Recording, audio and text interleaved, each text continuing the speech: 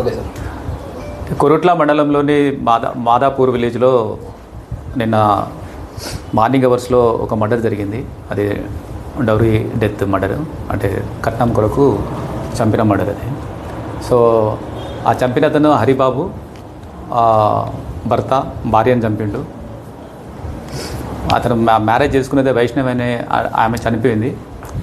ఆమెను love marriage చేసుకున్నాడు 10 months back. వాళ్ళ అమ్మ నాన్నకు ఇష్టం లేదు.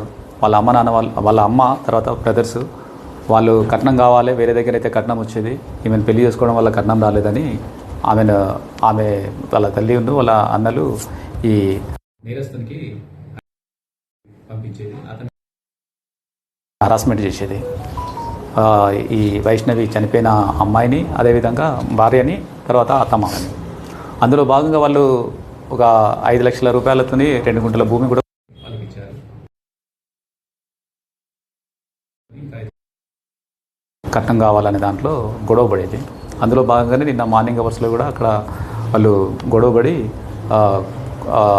అటు ఇటు పెనుగులాటలో అతను కావాల్సుకొని ఆమెను చంపాలనే ఉద్దేశంతో, వేరే దగ్గర అయితే కట్నం వస్తుందని, అదనపు కట్నం ఏమి ఇవ్వట్లేదనే ఉద్దేశంతో కత్తితోని పొడిచి అదేవిధంగా గొంతు నొక్కి చంపేస్తాడు. దానికి సంబంధించి నిన్న కేసు రిజిస్టర్ చేయడం జరిగింది. అదేవిధంగా ఇన్వెస్టిగేషన్ నిన్న అన్ని కంప్లీట్ చేసి ఆ బాడీ పంపించడం జరిగింది.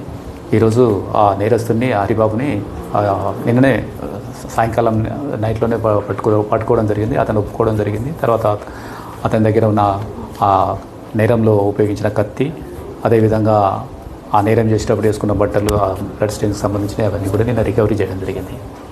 సో రిమైనింగ్ వాళ్ళ ఎవరైతే ప్రేరేపించారో వాళ్ళ అమ్మ తర్వాత 2 బ్రదర్స్ ఉన్నారు. వాళ్ళకి సంబంధించి ఇన్వెస్టిగేషన్ నడుస్తుంది. ఇంకా వాళ్ళు పరారీలో ఉన్నారు.